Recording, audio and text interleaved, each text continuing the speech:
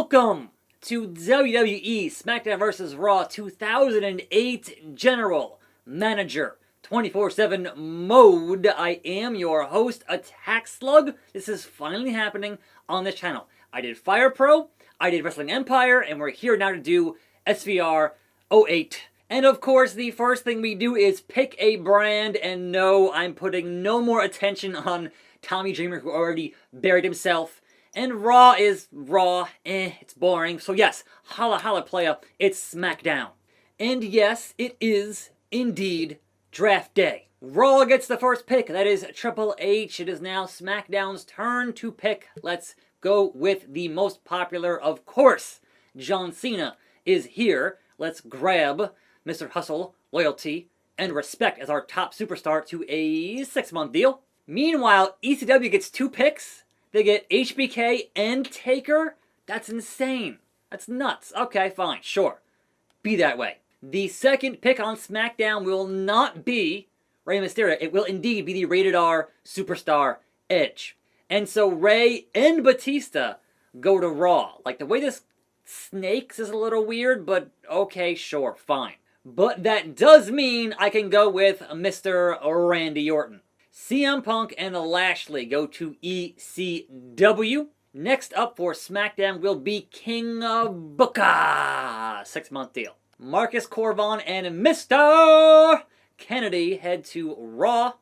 And the next pick for SmackDown will be spitting in the face of people who don't want to be cool. It is Carlito. Nitro and Matt Hardy go to ECW. Now, I will certainly need some tag teams, but I don't think I'll get both here of Crime Time, so I'm going to go with Big Shad from Crime Time, and then, I will get both of Crime Time here, because we got Kane and Melina on Raw, and that means that JTG is open for SmackDown. So our perhaps inaugural tag team champions will be Crime Time. Finlay goes to ECW. We're at the number 8 pick here. And SmackDown picks the Samoan Bulldozer, Umaga. Jeff Hardy and Mickie James go to Raw. So Matt's on ECW, Jeff's on Raw. No Hardy boys. What are you going to do? Perhaps some trades at some point? I don't know. We'll see. Number 9. Oh, we're getting down to it here. I think, yes, sure, we'll get the Sandman at number 9. Of course, I'm on SmackDown. SmackDown does not have a women's title, so there's no point in bringing it over on SmackDown. We have the Cruiserweight title here on the show. So Sandman to this brand. Great Khali and Candice go to ECW.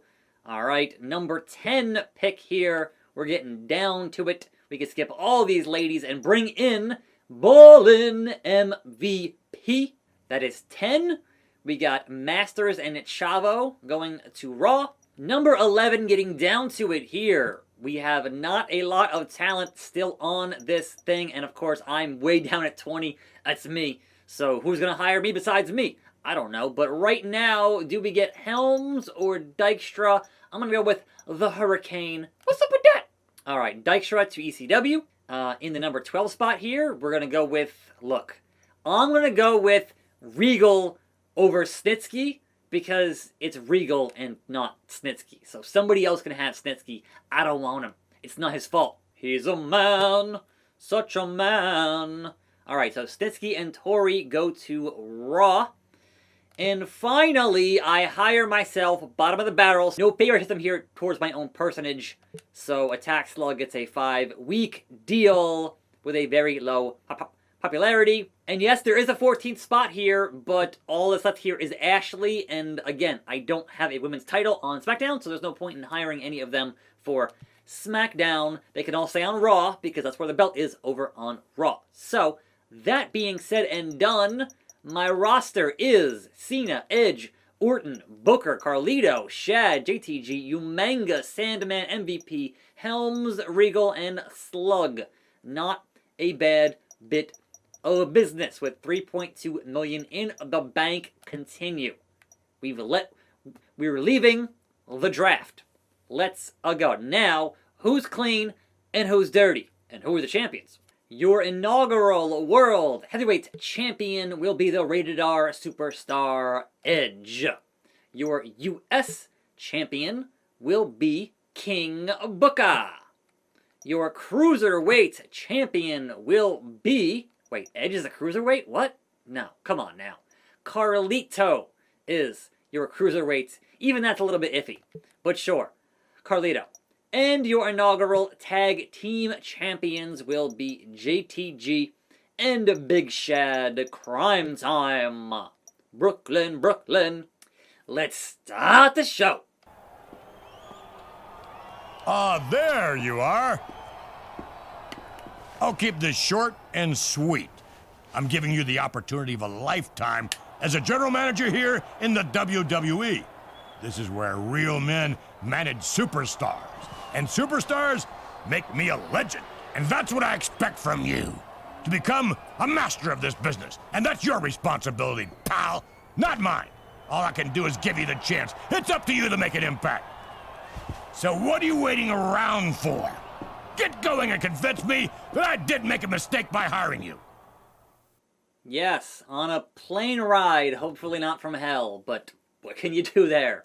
Okay, first week on the phone, JBL, no, I don't need your help, JBL. I don't need to get bullied here, JBL, I'm sorry. Anyhow, what do we got? So, we got the GM desk here, roster, health report, obviously we're starting here, so rivalries, important to have, let's start some of those. But before that, let's go buy some writers here. So, who do we got here I can actually buy in the writer's room? Sure. A kidnapping, a returning legend. I don't have any legends on the roster. I don't have any of them bought, unfortunately, so that's kind of a problem. We will buy this one here. It is a 4-star with a cruiserweight versus a heavyweight. So, sure. We'll grab that guy. We got Betrayal, and we got Loser Leaves a Brand is great, but then you lose a superstar. Let's have our Battle of the Titans on our deal, I guess, perhaps. And what else? These are all like, I need 4 and 5 stars, obviously, but of course it's not always going to happen. So what can you do without having any freaking legends to actually work with at the current time being? Well, we'll cross that road when we get there. I suppose let's set up our world title rivalry here. Let's try David versus Goliath, which is kind of dumb for these two, but sure, why not have Edge and John Cena on that? Continue. Yes. Okay. Now then, can we do patriotism on the mid-card between Booker and Randy? How about it? Yes, we can. We did that. Awesome. Let's just do a 1-star deal here with our cruiserweight title, and that would be Carlito as the champion versus the Hurricane. And our tag team player, I suppose, again, a 1-star, but it will be Crime Time, JTG, and Big Shad versus, I guess, the tag team of William Regal and Umanga. That works out perfectly. Mwah. Wunderbar. So that accounts for all of the titles. And then we'll put in, I guess, Ungrateful as a 2-star versus Attack Slug and MVP. There we go. Clean and dirty. That makes sense. Sure. Done. Benito. We've done our 1, 2, 3, 4, 5 rivalries. And let's go start booking some business here on the show today. So it is Raw, which means I want to do some events and activities. And that means I want to find out actually who is my lowest, well, actually I know who my lowest popularity superstar is. It has to get pumped up. It's me. It's me. That SLUG. Which means Slug going on some trophy dates to increase his popularity. Yep, that's me. I need it. And it's continuing to... What? There we go.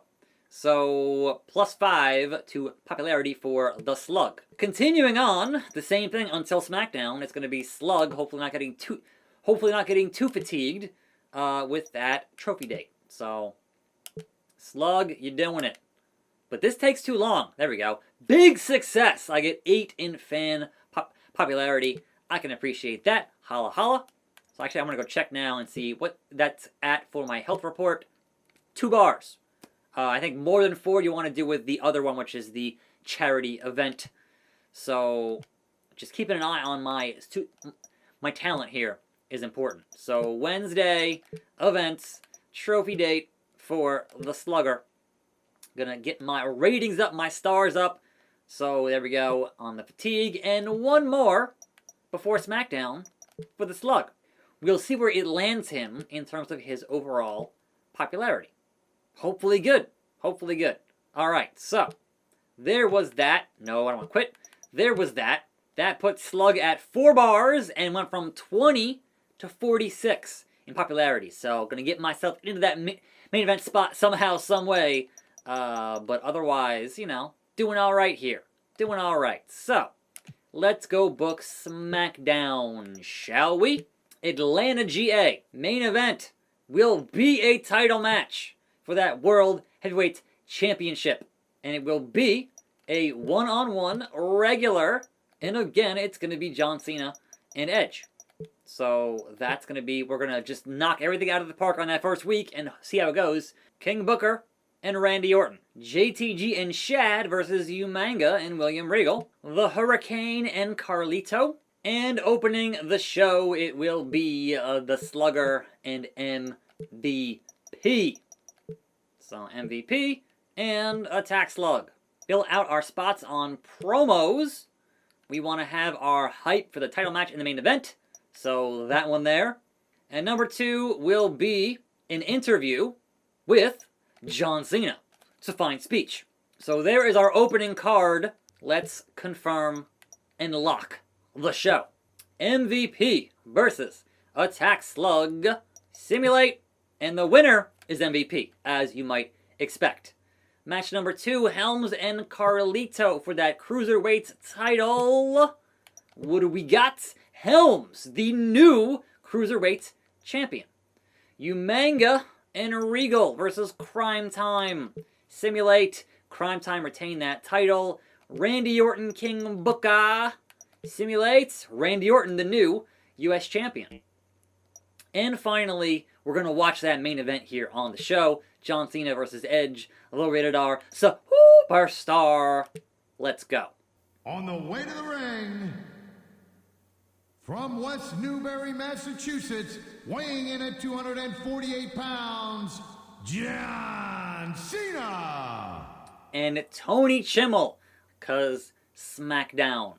Now, does he do in this game the rated R superstar type thing that he always did so well? We're going to find out here very shortly as Cena makes his way to the ring, and we're going to bring out our World Heavyweight Champion, Edge. So, Cena, we've seen enough. On this day, he sees clearly.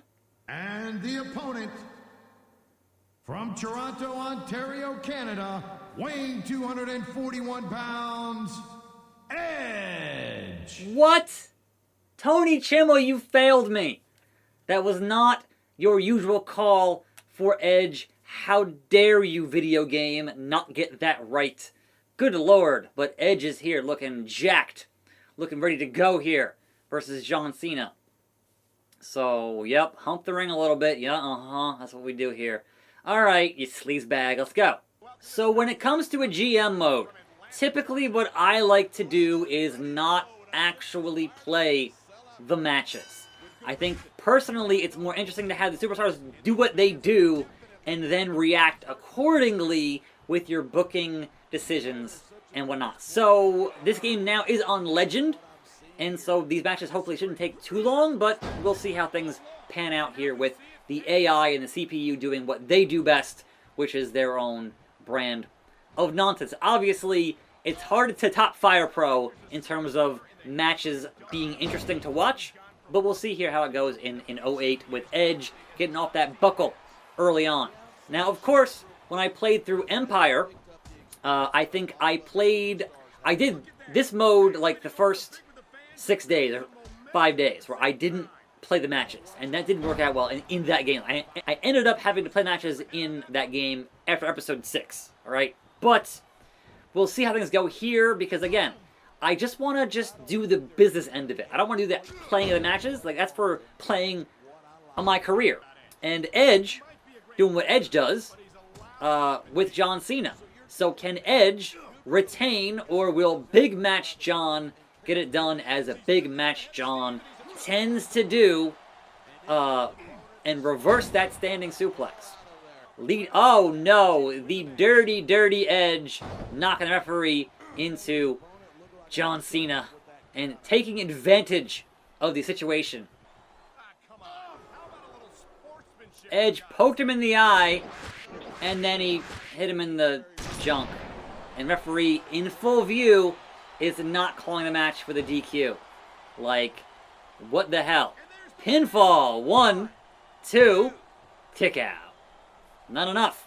Not enough. Edge is livid on that. Absolutely livid. Edge gonna fly. Elbow drop. Will he hit the spear? That's the question so far. Cena being able to avoid it there in the corner. Going for that superplex there. Looks like. Or, yep, superplex. Coming down the hard way on that. And can John Cena now capitalize with that attitude adjustment? Main event here, folks. Big fight feel. There goes Cena. Now Edge calling for it. Here it is. Gonna retain. Gonna retain the title. Edge going for it. Spear. And there it is, folks. That should do it with John Cena. The Rated R Superstar does it again and not going for the pinfall? Wait. Bro. Pin the man. There we go. Center of the ring. 2.